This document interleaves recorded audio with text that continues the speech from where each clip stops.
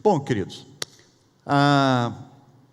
Provérbios capítulo 17, versículo 2, é o texto que postei e no desejo de compartilhar nessa manhã. É um texto que já de muito tempo me chama a atenção, mas confesso que nunca havia parado para compartilhar sobre ele.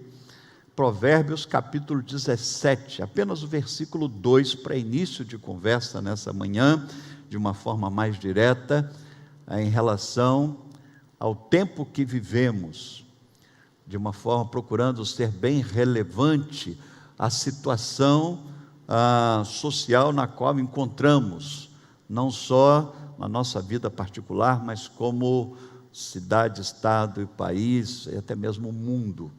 Diz-nos o texto bíblico, a palavra de Deus: o escravo era aquele que não tinha salário, não tinha vez, não tinha voz, não tinha carteira profissional, não tinha ninguém para defendê-lo, não era contado como um ser humano, era vendido, morto, trocado, não havia nenhum movimento que procurasse a sua defesa, a sua libertação nesse tempo que foi escrito o livro de Provérbios. Diz assim, que o escravo, mesmo com toda essa rejeição, com todo esse tratamento subhumano, mas se ele fosse prudente, ele dominaria sobre o filho. O escravo prudente, sábio, ele dominará sobre o filho que causa vergonha.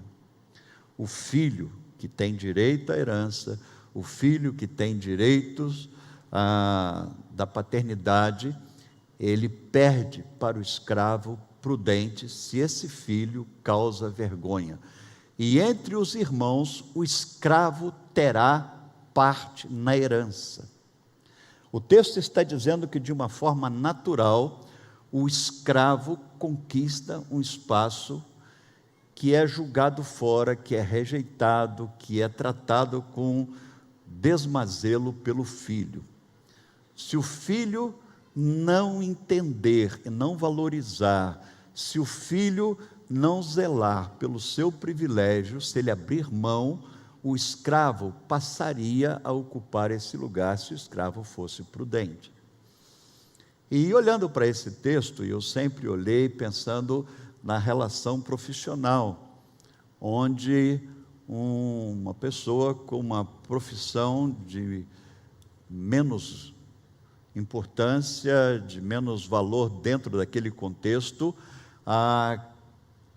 cresce e às vezes ocupa o lugar de uma pessoa com a capacidade maior, com a formação maior, com títulos a mais, e não poucas vezes vamos encontrar exemplos assim, dentro de uma empresa, dentro de um local de trabalho, de pessoas que não tiveram as mesmas oportunidades de outra, e que pelas oportunidades que a outra teve, deveria estar bem à frente, bem adiante, mas jogou fora, tratou com desdém, e então essa pessoa graduada, ela ocupa um lugar inferior, e aquela que era para estar no lugar inferior, porque não teve tantos privilégios, não teve tantos cursos, não teve tanta formação, ou informação, não teve tanto apoio, ela acaba sendo o chefe e o outro o subalterno.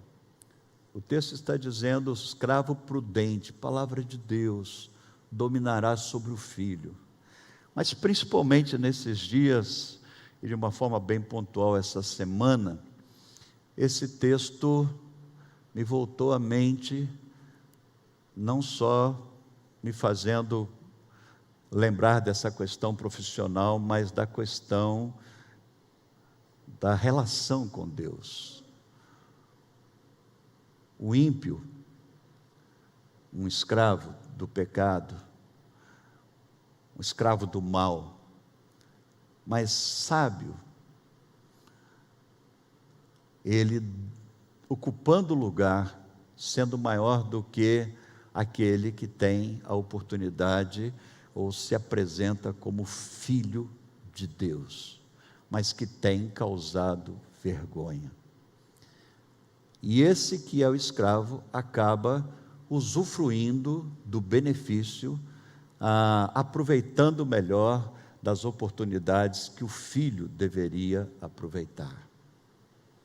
Não sei se você entendeu aonde eu quero chegar, mas esse texto me chamou a atenção demais essa semana, e se você tem acompanhado as notícias, talvez você entenda o que eu preciso aprender, o que você precisa aprender, o que nós precisamos guardar, é que há uma possibilidade de perdermos, mesmo nos apresentando como filhos de Deus, e aqueles que não se apresentam como filho de Deus, passarem na nossa frente. Deu para entender? Uma pessoa que se apresenta como filha de Deus, como filho de Deus, como herdeiro de Deus, mas ao mesmo tempo vive uma vida inferior àquele que não o conhece, àquele que não tem essa relação, que não se apresenta da mesma forma.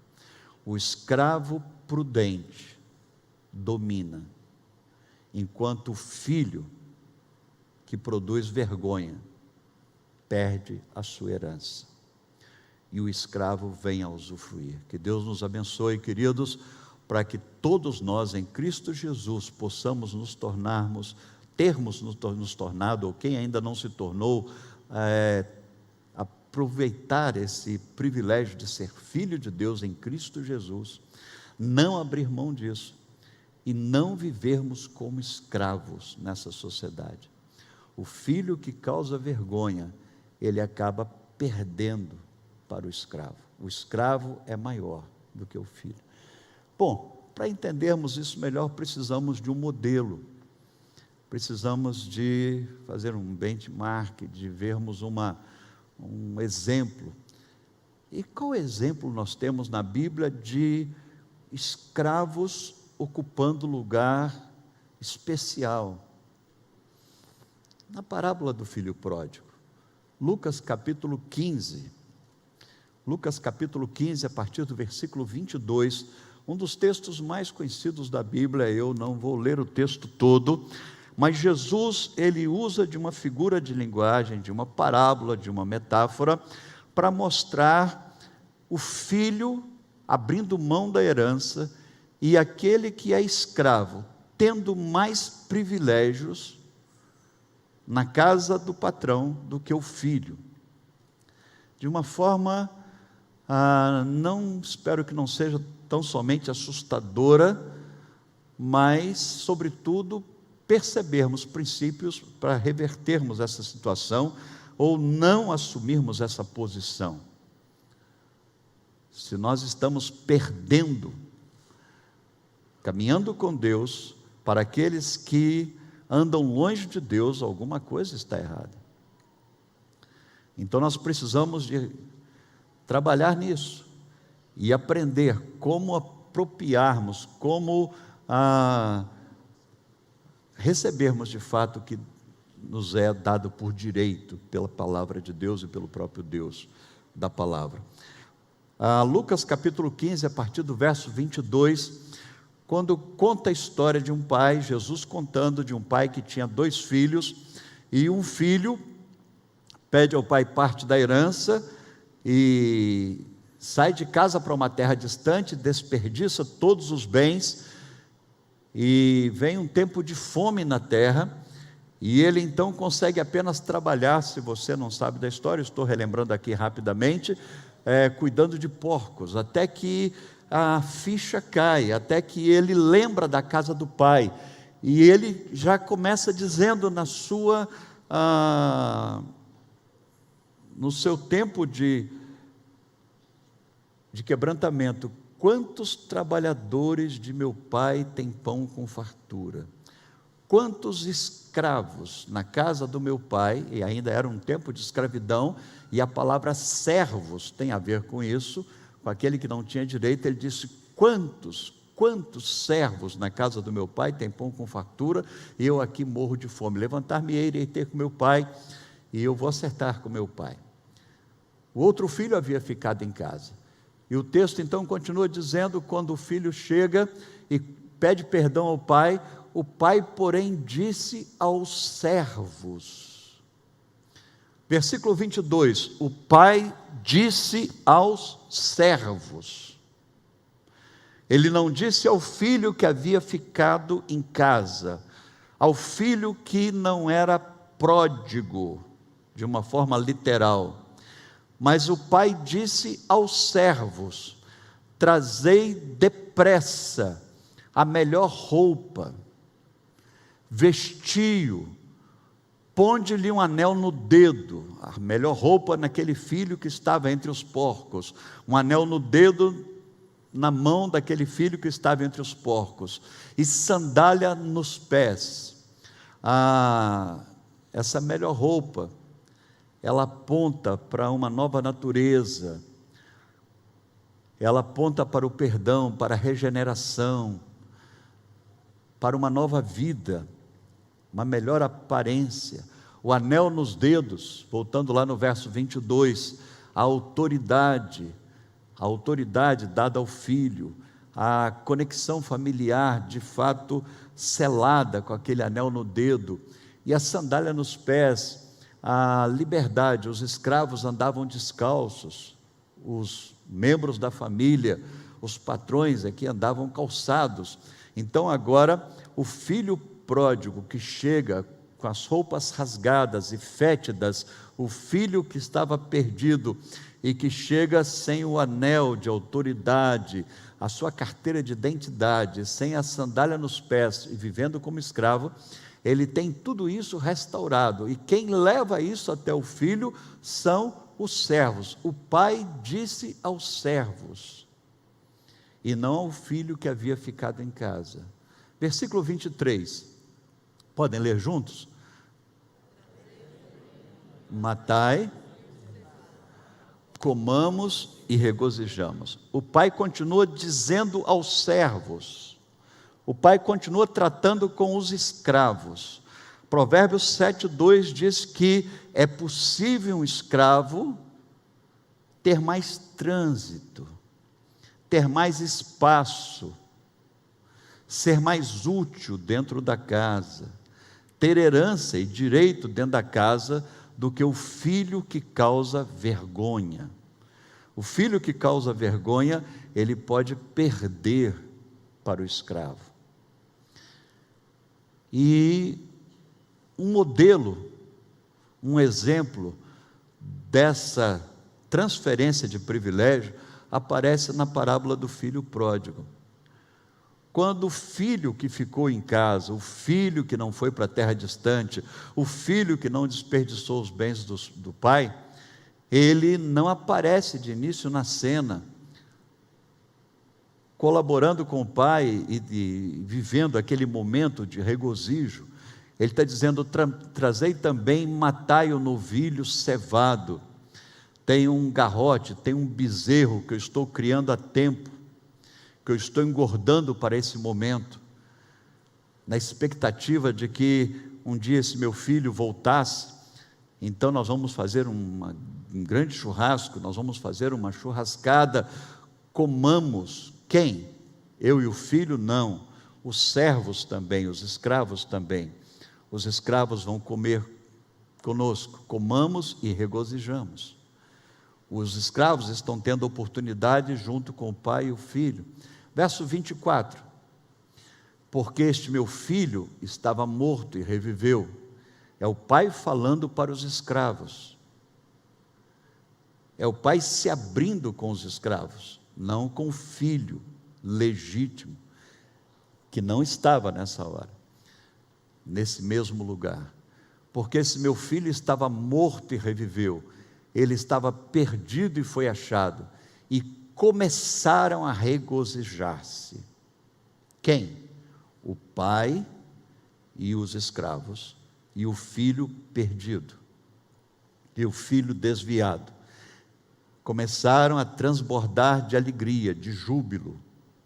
O filho legítimo não está em cena. O filho que tinha o direito legal, ele não está em cena. Provérbios 17:2, o filho que causa vergonha, ele perde para o escravo.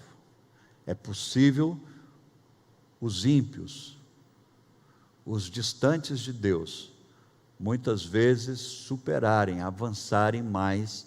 É o que está dizendo Provérbios 17:2, e agora na parábola do filho pródigo, Jesus está tratando de um grupo religioso de sua época, e ele conta essa parábola para mostrar que aquele grupo religioso que afirmava ter relacionamento com Deus, tendo Deus como Pai, estavam perdendo privilégios. E os escravos, aqueles que pareciam sem nem vez nem voz, estavam vivendo mais intensamente, mais plenamente. A possibilidade de viver de forma mais plena, a possibilidade de viver mais intensamente, a possibilidade de viver regozijando, a possibilidade de viver de uma forma mais altaneira. Esse texto eu não estou tratando de forma escatológica, eu não estou falando do céu, da eternidade, mas estou falando da vida na terra. É um pai que perde, mas é um pai que tem o seu filho de volta, e agora com os escravos ele regozija. Verso 25, diz assim no verso seguinte: ora, o filho mais velho estava no campo. Aí a ideia aqui é que ele estava trabalhando, não estava com o pai, e quando voltava a aproximar-se da casa, ouviu a música e as danças. O filho que por direito deveria estar no meio da festa, da churrascada, que deveria estar ali junto do pai celebrando, ele chega do campo, e quando ele ouve a música e as danças, e é interessante, eu gosto muito de pensar nesse momento, porque não havia caixa de som na época, não existia alto-falante, microfone, mas a alegria era tamanha que o filho consegue ouvir sem estar dentro, ele consegue ouvir a música, a dança, perceber a alegria. Verso 26, e ele chamou um dos criados, além de não estar, quer atrapalhar quem está, né? Ele chama um dos criados que estava participando da festa e pergunta o que era aquilo, e o criado responde, verso 27, e ele informou: veio teu irmão e teu pai mandou matar o novilho cevado, porque o recuperou com saúde. Ele tira um criado da festa, um escravo da festa, e ele diz: que alegria é essa? Que sorriso é esse seu? Você não participa da mesma igreja que eu, você não tem a mesma fé que eu, você não sabe de Jesus como eu, você está sorrindo de quê? Você já percebeu onde eu quero chegar? Você consegue entender onde a palavra de Deus está nos levando nessa manhã? O filho mais velho, que por direito deveria estar ali no meio da festa, regozijando, saltitante, o filho mais velho que deveria estar ali comendo do churrasco, da picanha, do filé, o filho mais velho chega revoltado, fica do lado de fora, atrapalha a participação de um criado, e ele diz: o que é isso? O que está acontecendo? E o criado simplesmente informa, tão somente diz: veio teu irmão, e aconteceu aquilo que se esperava, teu pai mandou matar o novilho cevado, porque recuperou com saúde. Verso 28, ele se indignou e não queria entrar, ele fez pirraça. Eu não admito que um perdido ímpio, eu não admito que um escravo esteja mais alegre do que eu, a alegria dos outros me incomoda, Como é que pode uma pessoa que não foi à igreja domingo, que não tomou Santa Ceia, que não é dizimista, que não ora, que não tem Bíblia, e essa pessoa tem mais vida do que eu? Ele se indignou e disse: eu não entro. Mas agora já não era mais com o servo. O servo tão somente informou. Não cabe ao servo discutir. Não cabe ao servo fazer nada mais do que o servo fez. Ele perguntou ao servo: como pode você ser tão feliz assim? E o servo disse: eu sou feliz, porque eu vi acontecer. E ele se indignou, mas agora não é mais com o servo. É o pai que vai até ele. O pai procurava conciliá-lo. Verso 29. Mas ele respondeu ao seu pai: há tantos anos que eu te sirvo, sem jamais transgredir uma ordem tua, e nunca me deste um cabrito sequer para alegrar-se com os meus amigos. E ele diz ao pai: eu estou trabalhando pesado. Por isso que a ideia de que quando ele volta do campo, ele estava servindo, ele estava no trabalho. E ele diz: eu tenho procurado obedecer todas as leis, sou muito severo em relação a cada detalhe, nunca comi um cabrito. Agora eu estou vendo pessoas usufruírem da vida com mais alegria que eu. Verso 30. Vindo, porém, esse teu filho que desperdiçou os teus bens com meretriz, bens, a matéria, a ênfase é dada aos bens. Nunca me deste um cabrito, agora este que desperdiçou os teus bens, tu mandaste matar o novilho cevado. 31, verso 31, então lhe respondeu o pai: meu filho, tu sempre estás comigo, tudo que é meu é teu. 32, entretanto era preciso que nós regozijássemos e nos alegrássemos, porque esse teu irmão estava morto e reviveu, estava perdido e foi achado. Era necessário, não tem jeito de ser diferente. Esse teu irmão estava morto e reviveu, estava perdido e foi achado. A verdade, queridos, que na afirmativa de Provérbios, que o servo prudente, ele acaba ocupando o lugar do filho. O servo prudente, ele acaba tendo mais espaço, mais privilégio do que o filho. Essa história do filho, a parábola do filho pródigo, ela ilustra muito bem quando mostra os servos no meio da festa, os escravos no meio da festa, e o filho que estava em casa fora da festa. O filho que não saiu, que não desperdiçou os bens, que procurou manter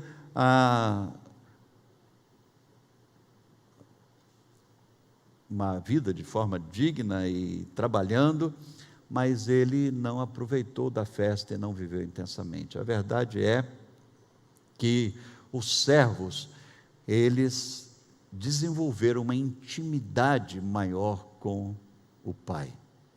Os escravos, eles estavam mais próximos do pai, eles estavam mais perto do pai, eles sabiam dos segredos do pai. Os escravos aparecem nessa parábola de Jesus, sabendo do amor excessivo do pai. Eles têm conhecimento desse amor que perdoa, desse amor que dá outra chance, desse amor que manda colocar o anel no dedo. E os escravos são aqueles que sabem onde o anel está. É interessante que lembrarmos que Jesus, o mestre dos mestres, ele, quando conta uma ilustração, quando ele usa de uma parábola, cada detalhe é importante. E se fosse necessário ensinar aos escravos aonde estavam os pertences importantes, ele seria colocado na parábola. Mas ele manda os escravos buscarem o anel. Os escravos sabiam onde estava o anel, os escravos sabiam onde estava a roupa nova, os escravos sabiam onde estava a sandália para aqueles que eram livres. E é importante observarmos isso, porque muitos, mesmo estando na casa do pai, não sabem desse amor excessivo do Pai, que faz com que haja um anel novo para aquele que perdeu o anel, que haja uma roupa nova, onde estão as sandálias para colocar nos pés. Um amor excessivo do Pai. Os escravos também sabiam da generosidade sistêmica, da generosidade natural do Pai. O Pai manda matar o novilho cevado. Os escravos sabiam desse novilho, sabiam onde estavam, e foram prepará-lo sem questionar, porque eles estavam próximos ao Pai. E estando próximo ao Pai, é difícil não perceber o seu amor excessivo, o seu amor que dá outra chance, o seu amor que restaura por inteiro, o seu amor que traz de volta a dignidade, a autoridade, o seu amor que dá a oportunidade de viver uma nova etapa, uma vestimenta nova, o seu amor que traz liberdade. Os escravos sabiam disso, os escravos estavam próximos, havia uma relação mais íntima dos escravos do que o filho que estava no campo. O filho estava trabalhando, o filho era filho, mas não estava na posição certa, na hora certa, no lugar certo. Ele estava trabalhando, mas não na função que era necessário naquela hora. Mas os servos estavam. E agora, quando o filho mais velho chega e pergunta, é muito interessante a forma natural como o escravo lhe diz: o teu irmão estava perdido e foi achado, a festa é por isso. Há uma alegria muito grande, é um prazer maior. O seu pai tem prazer em perdoar, o seu pai tem prazer na restauração, o seu pai tem prazer na generosidade, o seu pai tem prazer em comemorar o arrependimento. O seu pai tem prazer nisso. E ele apenas dá essa notícia. E quando o filho se mostra indignado e tenta arrumar uma confusão ali, o servo sabe que já não é mais papel dele, ele já deu a mensagem. A mensagem é apresentada de uma forma natural, sem tentar forçar barras, sem tentar entrar em muitos detalhes. O servo simplesmente conta o que sabe. E de uma forma muito simples, o escravo diz: olha, o seu pai é assim. É interessante que você está vivendo com seu pai, você caminha com seu pai, ele é o seu pai, você tem os direitos do seu pai, você não sabe que seu pai é assim?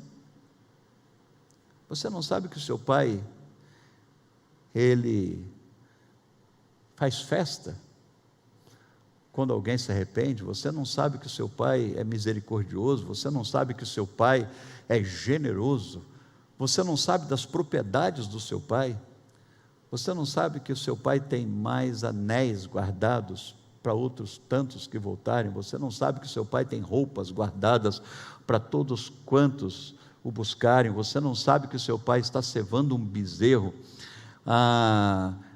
que ele tem recursos para poder fazer essa restauração, esse recomeço? Você não sabe disso?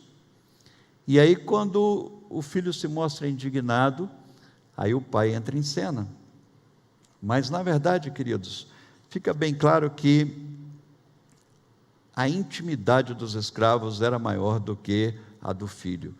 O filho demonstra algo que aparentemente se projeta como bonito, ele está vindo do campo, mas era um trabalho que ele fazia, e ele mesmo declara isso, de forma obrigatória, não era satisfatória. Quando se serve por obrigação, gera cansaço, gera desânimo, gera frustração. Quando uma pessoa está por obrigação em um culto, é diferente de uma participação prazerosa. O filho mais velho, ele demonstra fazer o que estava fazendo por obrigação, não havia paixão. Tanto é que ele cobra do pai, ele diz: há tanto tempo que lhe sirvo, e nunca me deste um cabrito. Quer dizer, eu estou fazendo isso, mas eu estou fazendo por uma barganha. Eu dei o meu dízimo, mas eu estou esperando um ressarcimento imediato. Agora, eu nunca tive um ressarcimento imediato. E ele reclama com o pai: eu estou fazendo por obrigação, eu estou fazendo por um sentimento de barganha, e sobretudo estou fazendo na direção errada, porque o pai, ele estava na esperança da volta do filho, ele estava aguardando a volta de um bem maior, que era o filho perdido, mais do que sua lavoura, mais do que os seus rebanhos, mais do que todos os seus bens. O que de fato importava para o pai era o filho que se afastou. Agora, para o filho que se afastou, ainda era prioridade o campo, o rebanho, o trabalho que ele fazia. E ele chega e disse para o pai: há tanto tempo eu lhe sirvo e o senhor não me recompensa, eu jamais ganhei um cabrito, e agora vem esse filho perdido. E é interessante observar que não só o filho perdido, mas os escravos entram na festa, porque os escravos têm uma intimidade com o pai, estão mais próximos do pai. Os escravos estão sabendo mais do pai do que o próprio filho.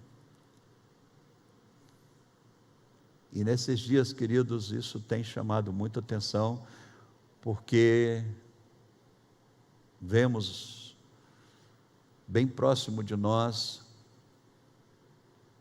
e Deus nos ajude para que possamos perceber em nós mesmos, caso exista, uma relação com Deus,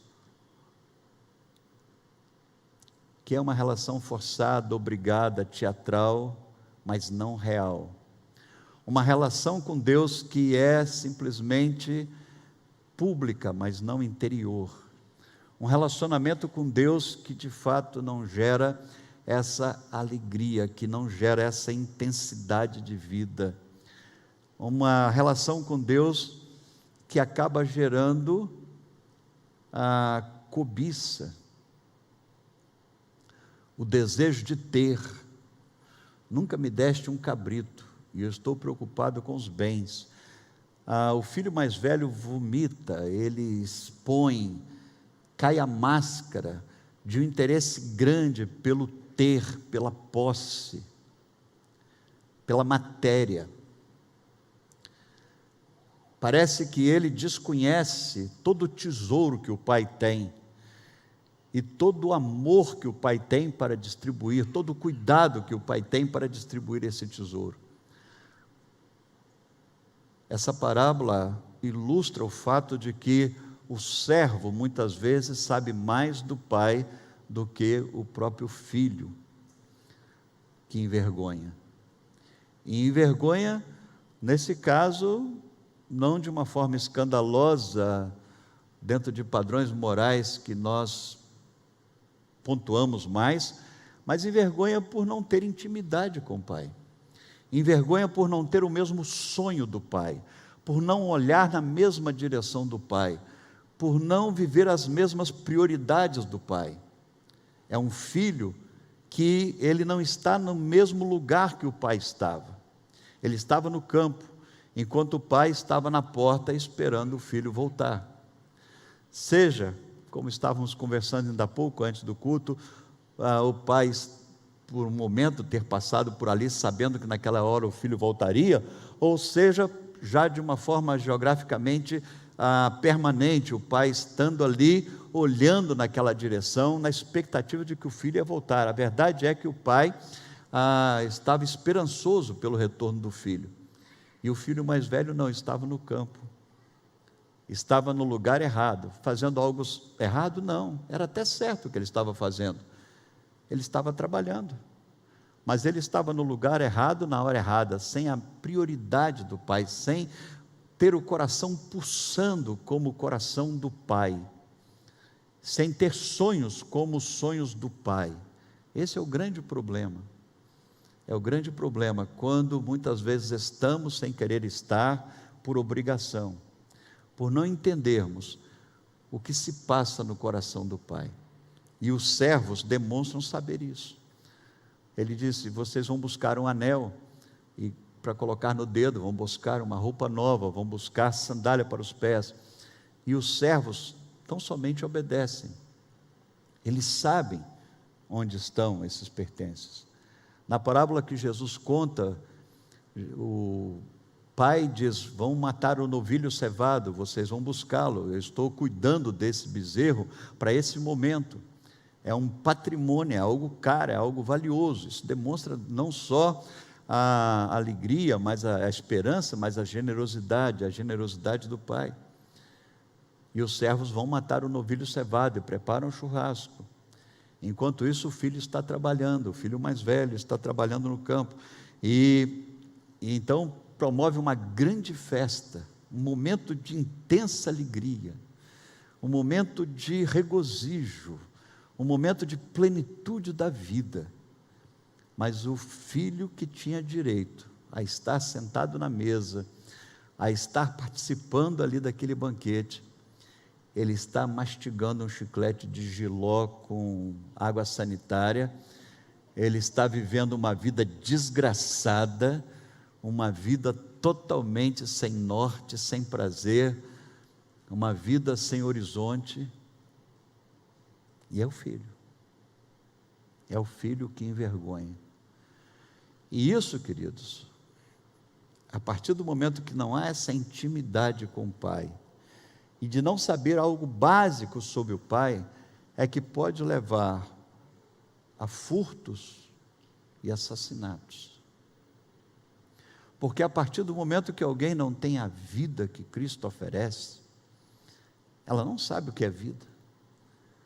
Ela vivendo no império da morte, então a morte é o que ela sabe produzir. Mesmo tendo a oportunidade de um relacionamento com Deus da vida, mas você não sabe que Ele promove a vida, a morte é uma ação mais do que um estilo de vida. A morte é uma ação mais do que um estilo de vida. A pessoa não somente vive a morte em vida severina, a pessoa não é somente uma múmia ambulante, mas ela promove a morte, seja de forma existencial ou literal. Uma pessoa que afirma ser filha de Deus, ser filho de Deus, pode promover a morte, se não tiver intimidade com o Pai. E um escravo, que não tem os mesmos direitos, os mesmos privilégios, mas com pouco que tem, é capaz de celebrar a vida. Que Deus possa clarear isso na mente de todos nós, e que nós possamos superar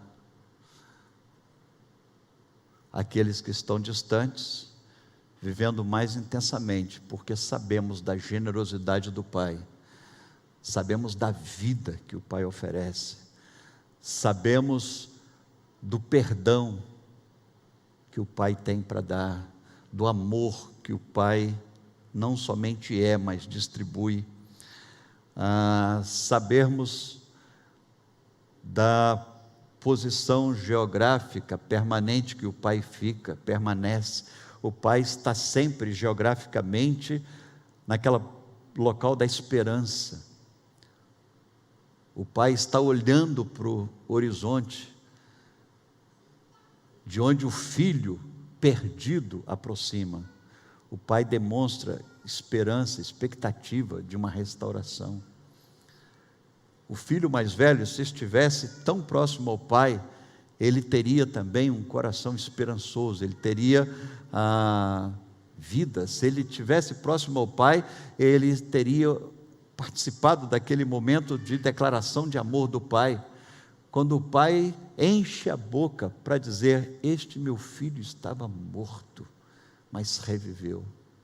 Como o filho estava no campo, Era filho, mas não era íntimo. Era filho, mas estava distante.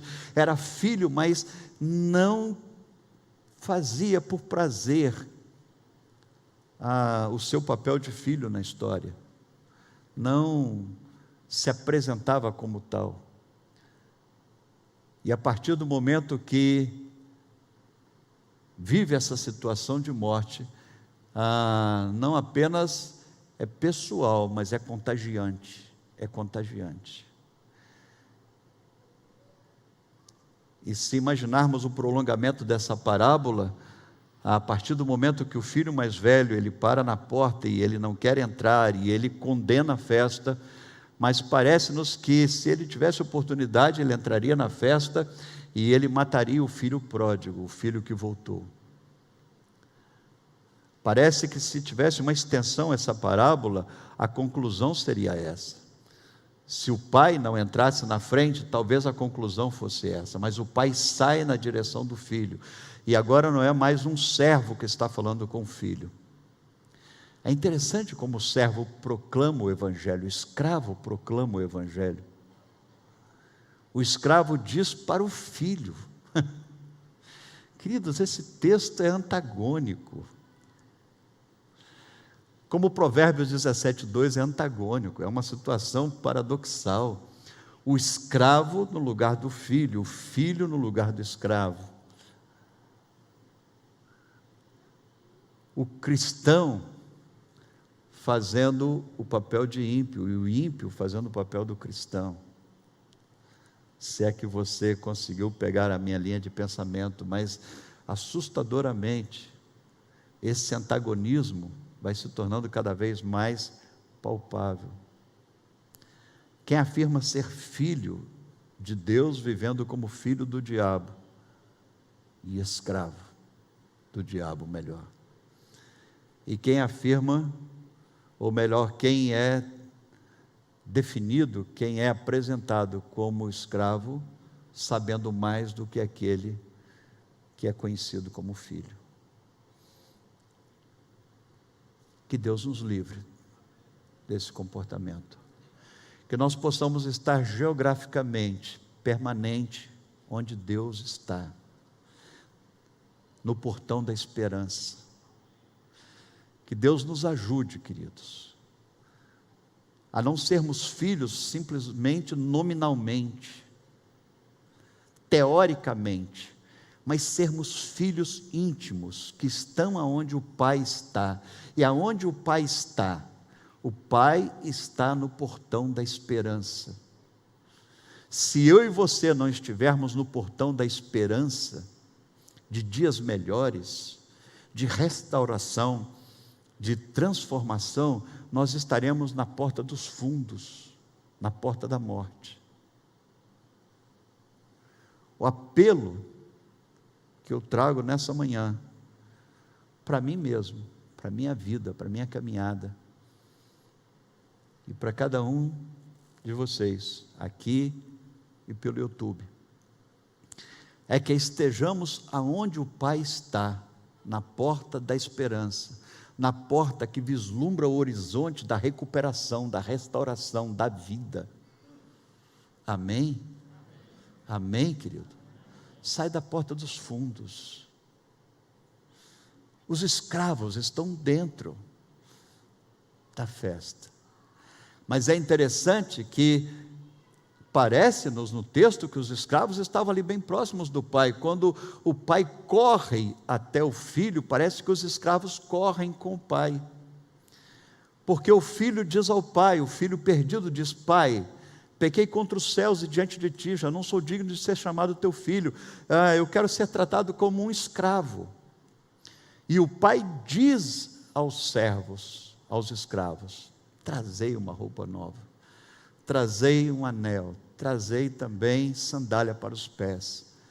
Parece que os escravos, eles estão no local onde o pai estava, na porta da esperança, da restauração, mas ao mesmo tempo eles caminham com o pai, na direção do pulsar do coração do pai.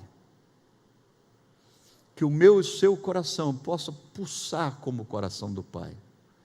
que sejamos perdoadores, misericordiosos, porque nós jamais entenderemos um Deus que dá um novo anel a um filho perdido, nós jamais entenderemos um Deus que dá uma roupa nova, sandálias novas, se nós não estivermos juntos dele e vendo a sua maneira de tratar a história. Nós jamais nos sentiremos amados, nós jamais teremos o mesmo propósito ou prioridade na vida do Pai, se nós estivermos perto dele. Qual era a prioridade do Pai? Sendo redundante, era o filho que estava perdido, pessoa. Qual era a prioridade do filho mais velho? O campo, os bens. Por isso, que se não tivermos intimidade com o Pai, mesmo estando na posição de filhos, nós corremos o risco de matar, de roubar, achando que por direito, pelo fato de termos trabalhado, servido, então o bezerro cevado é nosso. Nós não concebemos a possibilidade do Pai ter tesouros para todos, e nós queremos todo o tesouro para nós. O roubo, a vingança, a morte, tem a ver com essa falta de intimidade com o Pai. E levando-nos a procedermos, levando-nos a termos um estilo de vida pior do que a dos escravos. No texto diz assim, que o filho mais velho chegando, ele chega amargo, ele chega brigando, ele chega cobrando, porque há tanto tempo serviu o pai e nunca tinha comido de um bezerro, nunca tinha comido um churrasco, e o pai diz: meu filho, tudo que é meu é seu, você está sempre comigo, você tem a chave da geladeira, você tem a chave dos carros na mão, você não sabe o que você tem. Concluo, queridos, dizendo que se eu e você estamos na igreja, afirmamos crermos em Deus, mas não vivemos de forma íntima do Senhor, corremos o risco de não sabermos o que de fato isso aqui significa. A inauguração de uma nova semana, de um novo mês, de uma nova caminhada, de uma nova oportunidade na história de cada um de nós. Se nós, teoricamente, afirmamos ser filho de Deus, se nós simplesmente sabemos disso, mas não exercitamos esse relacionamento, é possível que em nós não somente haja sentimentos de morte, mas o contágio da morte. Não somente a cobrança por não termos, mas o desejo de tirar de quem tem, por não satisfazermos com o que temos.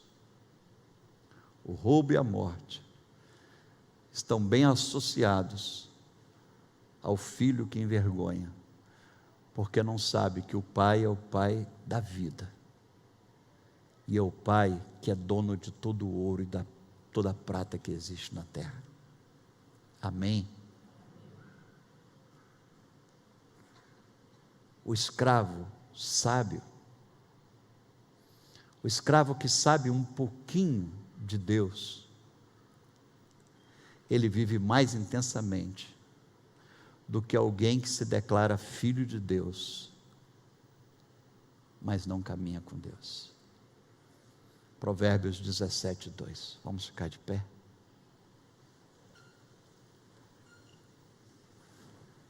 O escravo que está geograficamente permanente, próximo do Pai,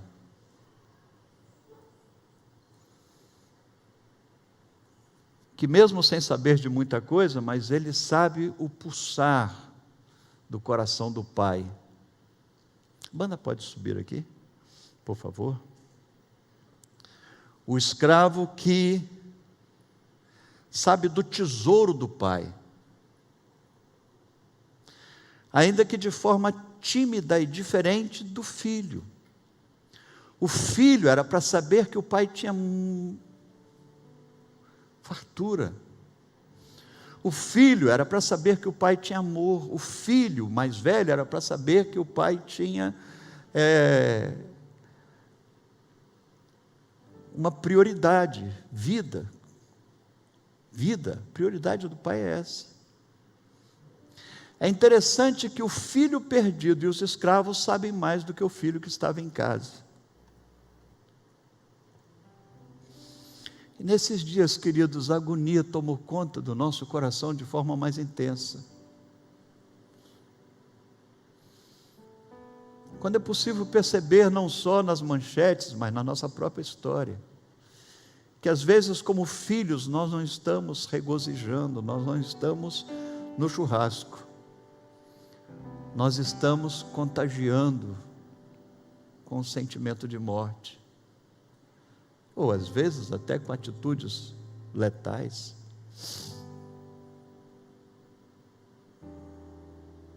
A nossa omissão na generosidade pode levar alguém à morte.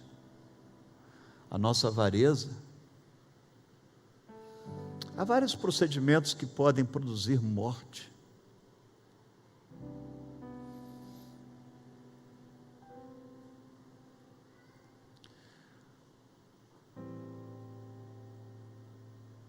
Ao mesmo tempo, não só a morte, mas também ao roubo do privilégio do outro, do direito do outro, sem saber que o pai tem para todos. O filho mais velho,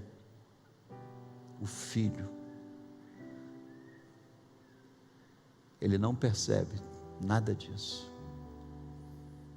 Os escravos é que estão no churrasco. Que nós possamos iniciar o mês de setembro no lugar que o Pai fica, no portão da esperança. Que nós possamos iniciar o mês de setembro com o coração como o coração do Pai, o coração disposto a investir em pessoas. Que nós possamos estar com o coração disposto a semear vida. Que nós possamos estar com o coração disposto a abrir mão do bezerro cevado, a dar o bezerro cevado para celebrar, porque enquanto nós mantermos o bezerro cevado, não tem churrasco. Só tem churrasco quando nós matarmos o bezerro que vem sendo cevado. E é possível nós passarmos e o bezerro ficar para outro comemorar a festa. Ó Deus, ó Deus, que confusão é essa, Pai? No nome de Jesus e na ação do Teu Espírito, trabalha, Senhor, para que nós possamos entender essa verdade, de que é possível um escravo prudente viver mais intensamente como filho, quando pessoas que sabem dos seus direitos e privilégios como filhos, vivem como escravos. E eu e todos os meus irmãos aqui, todos que estão conosco pelo YouTube, Pai, nós corremos esse risco. Por isso que está escrito na palavra, para que nós possamos ter cuidado, para que como filhos não venhamos a viver como escravos, sendo açoitados pela alegria alheia, sendo açoitados por uma tara pelos bens, pelo ter. No nome de Jesus, Pai, no nome de Jesus, trata do nosso coração, para que nós possamos estar no lugar onde o Senhor está, no portão da esperança, do milagre, da reconciliação, do renovo, que nós possamos ter um coração igual ao teu,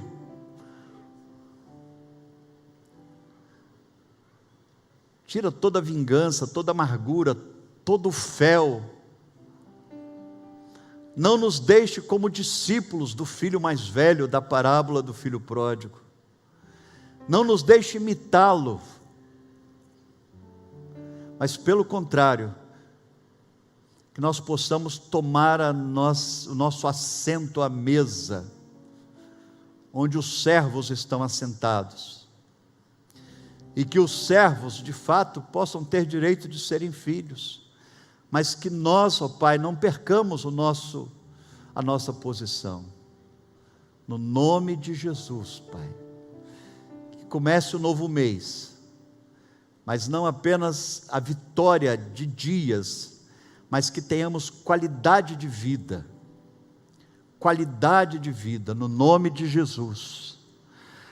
Opera, Senhor, na mente de cada um de nós, para que nós possamos não viver por viver, não ser uma obrigação a vida, não ser um fardo a relação com o Senhor, mas que possa ser prazerosa, que possa ser mansa e suave a nossa caminhada, como o Senhor ofereceu, e não um jugo pesado, no nome de Jesus. O Senhor sabe que nós não aguentamos, e se o jugo for pesado, nós vamos viver uma vida raivosa, uma vida sem vida, nós viveremos a morte em vida. Então, no nome de Jesus, ministra em nós, Pai, na nossa mente, no nosso interior, esse anseio por uma intimidade maior contigo, esse desejo ardente de estarmos cientes do que o Senhor gosta, quais são as tuas prioridades, e termos os mesmos anseios do Senhor, e termos as mesmas prioridades do Senhor, e termos o mesmo desprendimento do Senhor, no nome de Jesus Cristo, e para a glória de Jesus, amém, amém, amém. Que Deus nos abençoe, para que nós possamos não viver longe dos direitos que Deus nos deu, que aqueles que estão distantes de Deus possam se aproximar dEle, mas que o nosso estilo de vida não seja pior do que o deles, e assim Deus Pai, Deus Filho e Deus Espírito Santo nos abençoe com qualidade de vida, totalmente isenta do desejo de ter aquilo que é dos outros, totalmente isenta de tirar a vida dos outros, contagiando com sentimentos de morte. Que Deus Pai, Deus Filho e Deus Espírito Santo sejam conosco, agora e para sempre. Alegria, paz, esperança, conhecimento da fartura de Deus, da abundância de Deus, do perdão de Deus. Que Deus assim nos acompanhe, para que ninguém roube de nós isto, no nome de Jesus, amém, amém, queridos. Deus abençoe, Deus nos guarde.